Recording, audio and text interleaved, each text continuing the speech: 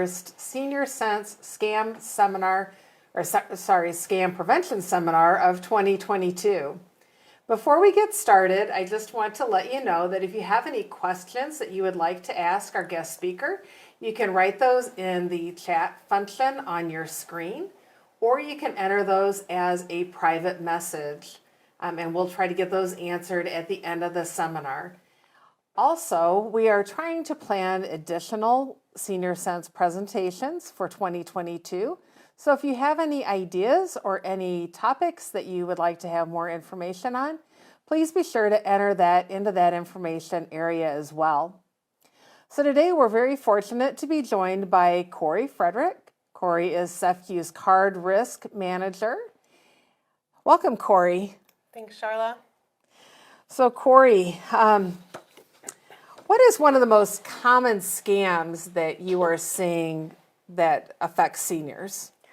Sure. I'd say one of the most common and really costly scams that we see recurring over and over in the scams that are reporting to us lead to the purchase of gift cards. I was reading where the FTC had shared that last year, in just the first 9 months of the year, 40,000 consumers had reported falling victim to that type of scam and lost money upwards of $148 million. Oh my goodness. So they shared that that was more than the whole previous year. And so it's clearly a growing trend. And we're really just focused on consumers that are reporting that. So unfortunately, there's more losses out there. I think if our viewers could take one thing away from today's talk is kind of driving home that fact that gift cards are intended to be gifts. Gifts for your family, gifts for your friends, to go out and purchase goods with. Use them for shopping. They're not intended to be a form of payment for a debt owed or a repayment back of something. So, no reputable government agency is going to request that you pay them in the form of a gift card. Unfortunately, the reason they continue is these fraudsters are very successful with that type of scam, and it's lucrative for them. The money that they can pull right off of that card as soon as they have those card numbers, it's instant, and they can remain anonymous through this whole thing. Unfortunately, even if you were to go out and purchase the gift card with, say, a debit or a credit card, even your card issuer doesn't have a way to recoup those funds for you. So, that transaction is looked at as, you as that credit or debit card holder were there and you completed the transaction, you bought the gift card and you received it. That to us is a authorized and successful transaction on your card. Beyond that, if those gift card numbers are shared with somebody with the intent to steal the money from you, there's no way to recover those funds, and they're gone pretty instantly as soon as that number's shared. So a lot of the gift cards we see our members being told to purchase, we see a lot of iTunes gift cards. Google Play is very common. Even just the Visa or MasterCard, like branded cards that you can use anywhere. But I don't think they're too picky because they'll send them out for a Target gift card, Walmart gift card, just about anywhere. Great. Can you give us an example of how that conversation may start with the scammer? Sure, yeah, and there are a number of ways these happen. One recurring theme we see happening is our member will go out and look for a customer service number because they have an issue to reach out for a business about. And instead of going out to that business's website directly or going into their app, they will go out to like a Google or a Bing kind of search engine, and they just Google, business name, customer service phone number. And that leads them to get a number of search results that may have fake numbers populated in there. And so their call, that doesn't go to the business. It actually gets diverted to one of the fraudsters out there expecting that call because they know that they'll go and perform that kind of search. So that call goes elsewhere. A bad actor picks it up, poses as that business, how may I help you? And whatever issue they were reaching out for help with evolves into, you're going to need to go and buy gift cards. So that's a common one we see. So really important just to go out to the business's website, get their contact us information, and use a trusted number when you're trying to do business with them. Okay. Another common one we see is maybe getting a call from your local police department and they inform you that, hey, you missed jury duty and there's a warrant out for your arrest now, but we'll work with you and just go out and buy an iTunes gift card and we can get this matter settled real quickly for you. And so there's often this sense of urgency. Something bad is going to happen if you don't go immediately out and do that. A lot of times they'll keep that person on the phone with them while they're driving to the store, while they are in the checkout. They're still talking to that person on the phone, making sure that transaction happens and they get that card number. They may go so far as to say, don't leave the parking lot without giving me that card number. Or coach them to say, if anybody asks you what you're purchasing this card for, tell them it's for home repairs. Don't answer any questions about what this is really for. So they want to make you kind of be dishonest so that good-natured attempts to help you avoid that may come from your financial institution or your police department, your actual police department. You're going to bypass that and you're so focused on what that person's telling you on the phone. Okay. So people just kind of need to think about, what does the police department need with an iTunes gift card because I Right. missed jury duty? Wow. So the other day I heard about another type of scam where a person was told they're due a refund on a purchase that they made for some reason. Can you explain what a refund scam is? Sure. And these get really interesting. So a lot of times these will start in the way of getting a call from a business that you may or may not already have an account with them, but they're reaching out in a good faith effort to verify and attempt for a charge on your account. So there's maybe an order for a laptop being placed under your account or a tablet. And usually they're like for a high dollar item. And naturally, that person's going to say, well, no, that's not me making that transaction. I don't want to be charged for that. And they turn that into, well, here, let me help you out. I'm going to make sure I get that money refunded for you. And they're going to talk them into really the best way that they can get that refund for them is to allow them into their device and directly into their online banking, and they can just immediately deposit the money in there. Wow. So that tends to lead to, let me send you a link to follow, or download this app. And once they're in that device, they can kind of manipulate that screen and really just show that person exactly what they want them to see. So they're still on the phone with them. They're going to say, oh, here, let me get this refund processed to your account. And sure, on their screen, they're going to see that. And then that conversation kind of turns and they'll say, oh my gosh, I entered one too many zeros in the amount of this refund. I was supposed to issue $500 to your account, but I accidentally gave you $5,000. Oh my gosh, I might lose my job over this. So that, again, that sense of urgency. Something bad's going to happen if that person doesn't help return that money.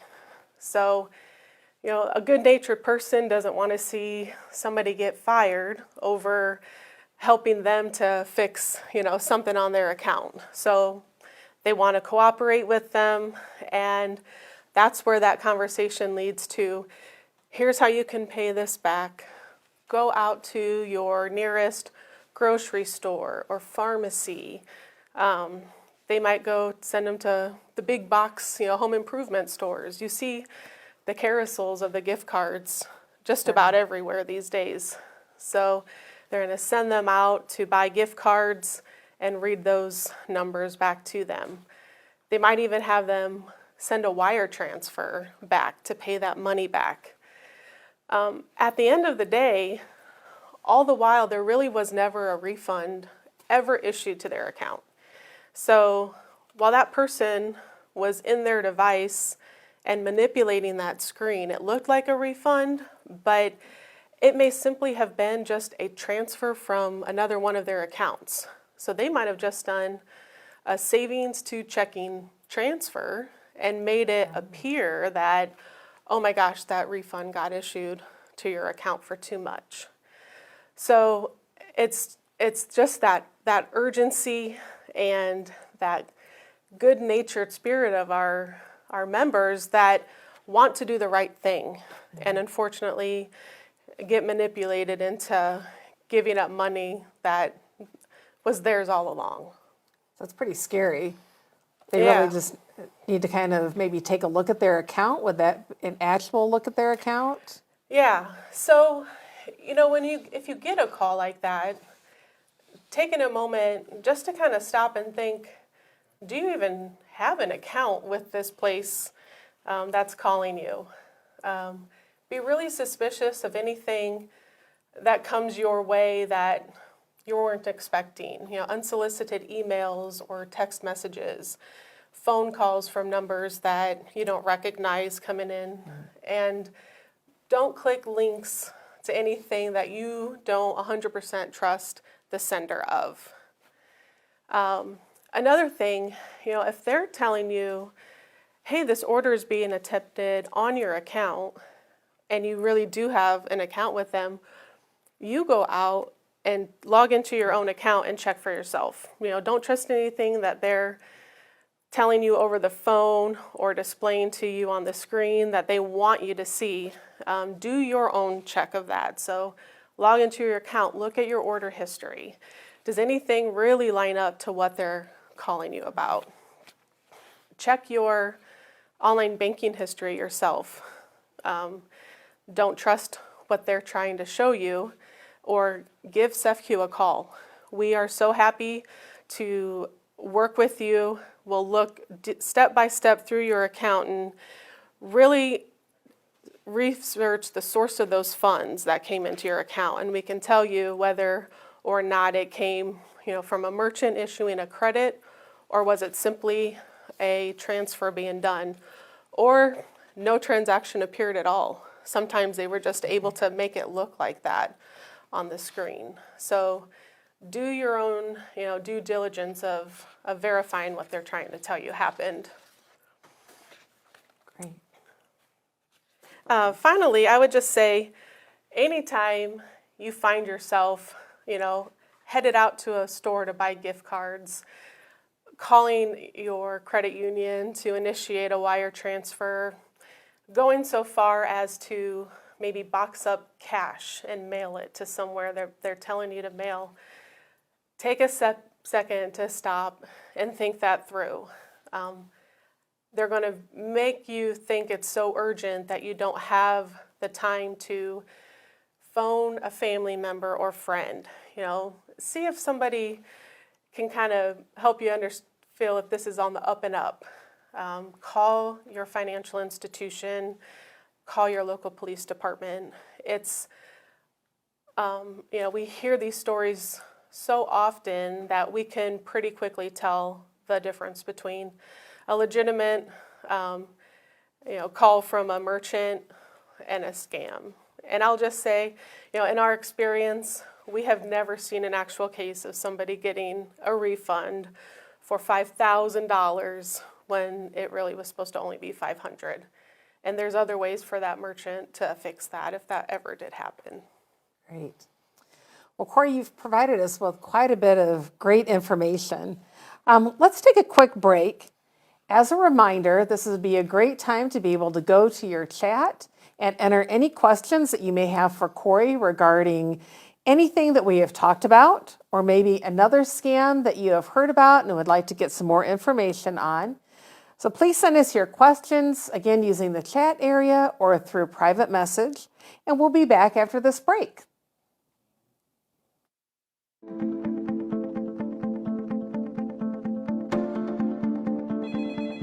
I got a phone call from my sister. She had gotten a phone call from someone saying that my brother had gotten into a car accident and hit a kid. When I got out of the military, that was around the time when I would start getting debt collection calls from third parties that I did not recognize. Recibí una llamada en la cual me decían que yo tenía una demanda por $4,000. The company promised to pay my credit cards. They advertised on TV. They told me that they needed my social security number. They needed my bank account number for new Medicare cards.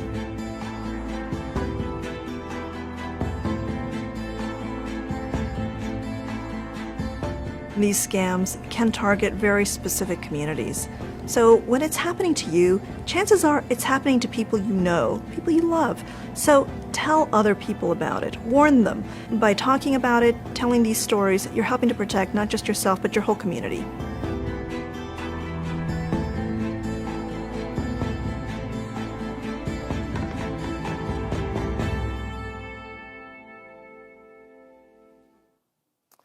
Welcome back. So far, we've talked a lot about phone scams. Let's switch topics and talk more about computer scams. So Corey, something that I've had happen to me is I get a pop-up that tells me, it's on my computer, and it tells me that I have a virus.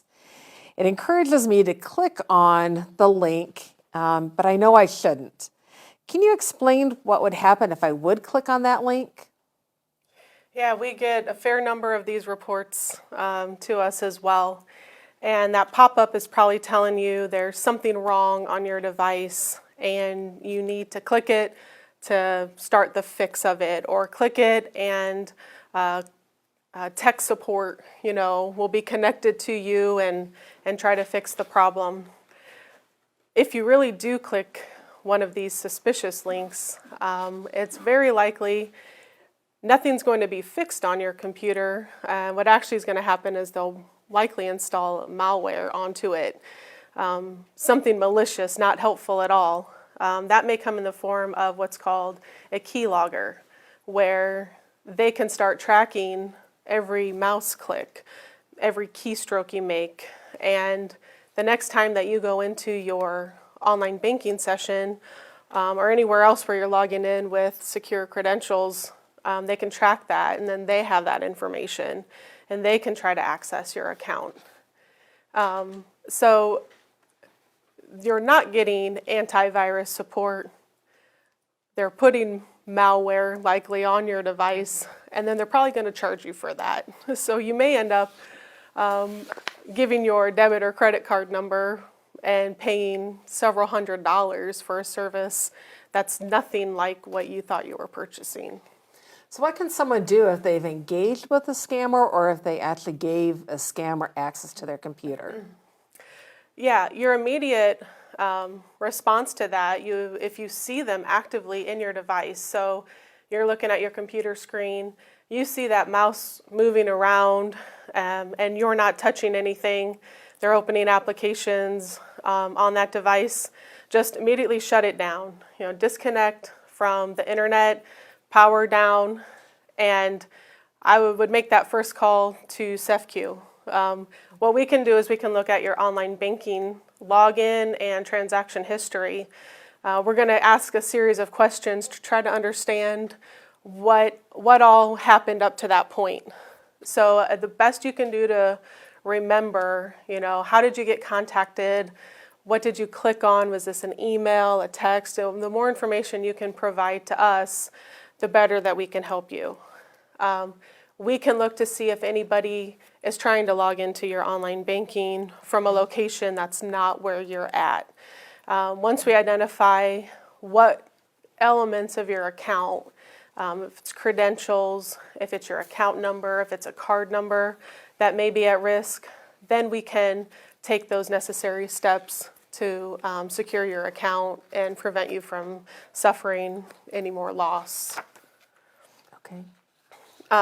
Beyond that, our next advice would be take that device in to a reputable repair shop.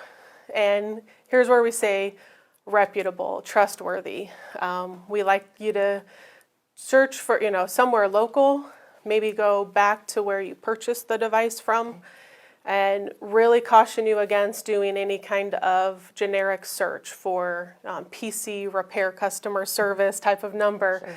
Sure. That unfortunately may wrap you back into a whole nother scam if you go to search for that. So keep it local, keep it with a known, trustworthy repair shop. What they can do is a diagnostic service on it. If they did actually install anything on the device, they can remove it, make sure that that's clean and secure for you to use going down the road.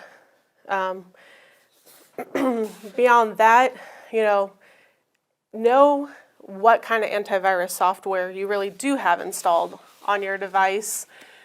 Be familiar with the types of alerts that are legitimate coming from that. Keep it up to date, and just kind of know that there really isn't anyone at Microsoft out there just monitoring everyone's device and reaching out to you to inform you of something wrong. So when you're getting that cold call kind of out of the blue telling you that there's something wrong with your device, don't follow any prompts to allow them access into it. Don't click anything, and go find a trustworthy source that can really give you correct information about it. Great. So if someone has fallen victim to any of these types of frauds, what steps should they take? Like I shared, contact SEFQ. We have conversations with our members daily about different scams that they've fallen victim to. Being forthcoming with that information, the more details you can share with us, the better we can understand what's happening. Those reports in turn help us to educate our members and keep that knowledge shared so we can help others avoid falling victim. And if there is anything at risk on your account, we can take the action to secure it. Another good place to go is your local police department. Make a report with them so that they too are aware. They will also be familiar with these types of scams so that they hear the reports too. And even though, we may not be able to get your money back, make the report so that's on the record. Federal Trade Commission is really a great tool as well. You can report fraud directly to them. They keep a lot of information on their site where you can go search for, if you are a victim of identity theft, report it to them, and they can help you come up with a recovery plan from that. And just educate yourself. SEFQ.com/security is a place where we publish a lot of information to help educate members. Social media, whether it's a video like today or just posts of tips or graphics or links to articles to help them stay aware of what we're hearing is happening. Again, the FTC website, good information on scams. And there's even a really good podcast from the AARP called The Perfect Scam. So if you're interested in podcasts, you like to get your information, something to listen to maybe on your commute. These tales of scams are quite interesting. and really open your eyes. Yeah, I've listened to several of those. Those are really good. But anything else? You know, I would just say the schemes, you know, they may change, but those fraudsters, their end goal is the same, and they're trying to separate you from your money. So be aware, keep your guard up, talk to your friends and family, talk to SEFQ, and just keep your account secure. That's really our goal today. Great. Okay, well, again, we've had a lot of really great information provided to us. We're going to take one final break. Here's your last chance to get some questions into us. So if you can please put those in the chat, and we will try to get as many of those answered here before the end of the presentation as possible. So enjoy your break. I got a phone call. Someone identified himself as a representative of the Social Security office, and that a warrant, a no bail warrant, had been issued for my arrest. I'm 83 years old, and it scared me to death. The Social Security imposter scam is very widespread right now. What these scammers are trying to do is they're trying to induce a state of fear. They're trying to make you feel very, very panicked. They actually said federal authorities, including an armed marshal, would appear at my door within the next 24 hours. That had me sort of feeling jittery. Sometimes they'll ratchet up that anxiety by telling you that there are marshals or police officers or sheriff's deputies that are about to arrest you. That's very, very scary for people. So what they're doing is they're playing on your fear, on your anxiety, and on you wanting to do the right thing. That's how they're going to next try to control the next actions that you take. And they told me to get in my car, drive to the store, and get a Google Play card and put the $500 on it and give them the number. Once they've got those PIN numbers, they've got your money. So how do you take control back? Well, the first thing you want to do is just stop and take a breath. Take a moment and say, okay, thanks for the call. I need to investigate what's going on here. Hang up the phone. Go talk with somebody that you trust. Do a search on the internet. When it happens, let other people know, because the more that it's talked about, the better armed people are to behave assertively when somebody's behaving aggressively toward. I got a phone call. Someone identified himself as a Google Play card and put the $500 on it and give them the number. Once they've got those PIN numbers, they've got your money. So how do you take control back? Well, the first thing you want to do is just stop and take a breath. Take a moment and say, okay, thanks for the call. I need to investigate what's going on here.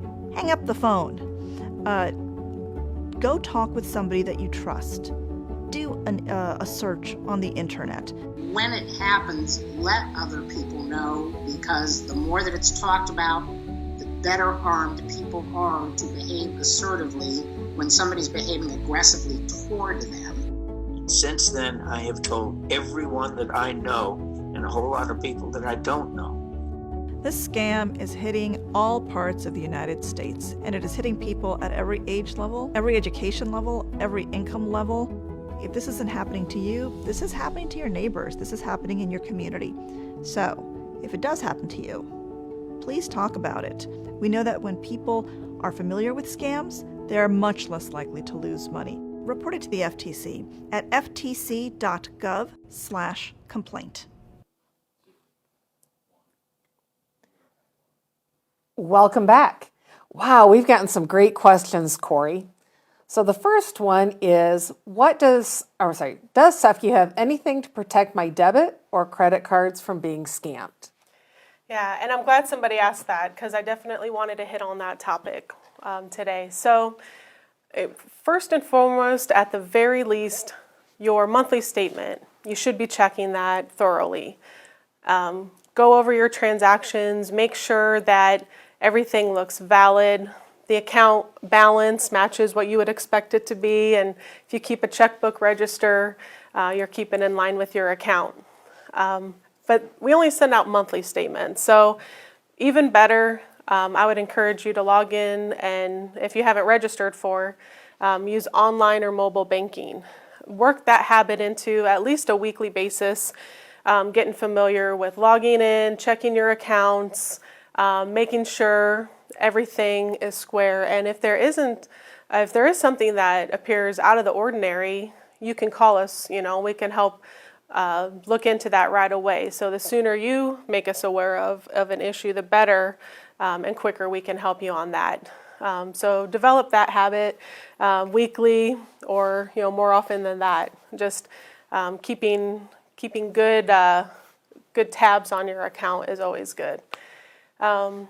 If you don't want to have to go in and log in and check your account, we actually offer alert products where you can go in and you can set up alerts to where if your card, your debit or credit card is used, and you can set it for a minimum amount, anything say over $1.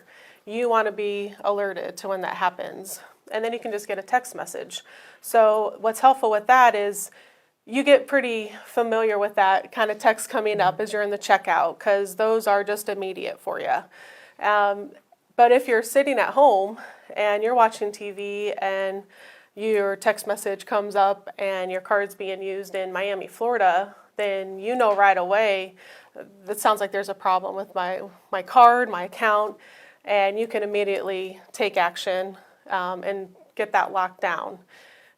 We offer card management tools, so if you are concerned with something with your card, you could yourself log in and just turn that card off. Maybe if you misplaced it or you see something out of the ordinary and you want to make sure that nothing can be done on the card until you make sure that that's been secured.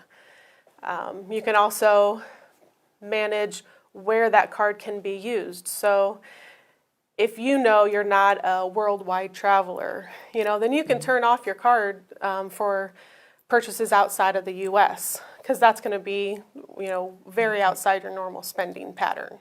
So there's a lot of tools right at your fingertips that we offer, and they're great tools to keep your account secure.